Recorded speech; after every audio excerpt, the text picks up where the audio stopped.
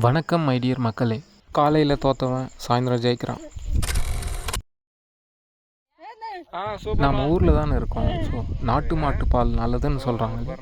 அதை நம்ம ட்ரை பண்ணி பார்ப்போம் அப்படின்னு ட்ரை பண்ணால் யாருக்கிட்டையுமே இல்லை. அடித்து பிடிச்சி கடைசியில் ஒருத்தர்கிட்ட இருக்குதுன்னு நைட்டு கண்டுபிடிச்சோம். ஸோ அவருக்கு ஃபோன் பண்ணி நாளைக்கு காலையில் நாங்கள் வரோம், எங்களுக்கு பால் வேணும்னு சொன்னோம். ஆனால் நாங்கள் போனது கொஞ்சம் லேட் ஆனதுனால, ஆல்மோஸ்ட் 8 o'clock ஆனதுனால அவங்க ஆல்ரெடி அதை கொண்டு போய் சொசைட்டியில் கொடுத்துட்ருக்காங்க. கொஞ்சம் மனசோர்வு தான். அதுக்கு கம்மியாக பிடிக்கணும்னு சொல்கிறது.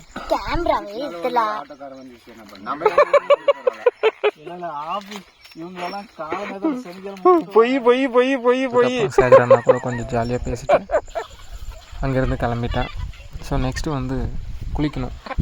ஸோ ஆஸ் யூஷுவல் பம்பு செட்டில் குளிக்கலான்னு சொல்லிட்டு எல்லோரையும் கூப்பிட்டு அங்கே ஒரு செம்மையான குளியலை போட்டுட்டு அதுக்கப்புறம் அங்கேருந்து கிளம்பிட்டேன்.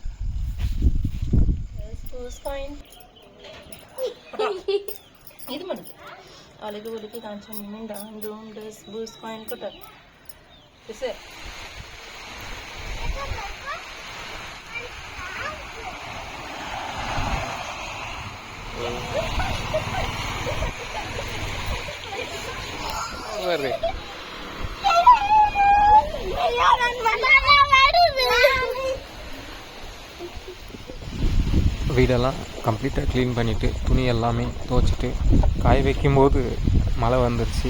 இட்ஸ் ஓகே, மழை எப்போவுமே நமக்கு ஒரு ஆனந்தத்தை கொடுக்கும். அப்படியே கொஞ்சம் நேரம் மழையில் நினைக்கிட்டு ஸோ டைம் பார்த்தா ஆல்மோஸ்ட் கிட்டத்தட்ட ஈவினிங்.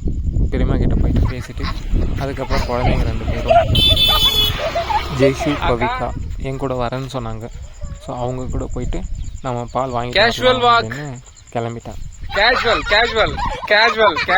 ஒரு வழியாக நமக்கு ஈவினிங் வந்து நாட்டு மாட்டு பால் கிடச்சிது.